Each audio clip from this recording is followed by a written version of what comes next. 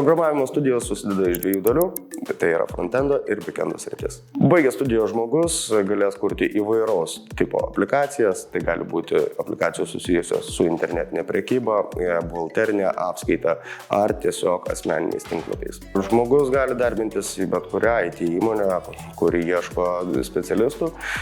Mūsų studijos pasižymi tom, kad mes stengiamės orientuotis į naują modelį, tai yra į DevOpsus.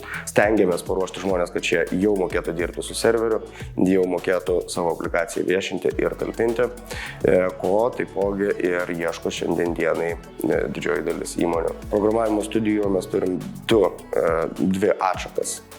Tos dvi atšakos tai yra JavaScriptinis programavimas arba pilnas full-stackinis variantas su PHP programavimo kalba. Skirtumas tarp jų yra minimalus. Vienu atveju yra išmokstama dirbti su viena programavimo kalba, kuri būtų universali skirtingoms sritims.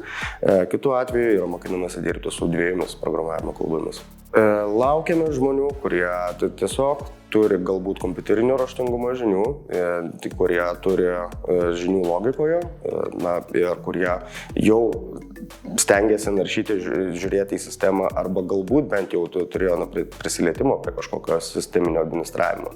Tuomet studijos tampa žymiai lengvesnės. Tačiau tai tikrai nėra rodiklis. Kiekvienas žmogus gali imtis ir mokintis ir išmokti. Ir turim ne vieną sėkmingą pavyzdį, kuomet atėjo žmogus, kuris neturėjo visiškai jokių žinių, sėkmingai baigė kursą ir sėkmingai įsidarbino ir dirbo šioje srityje.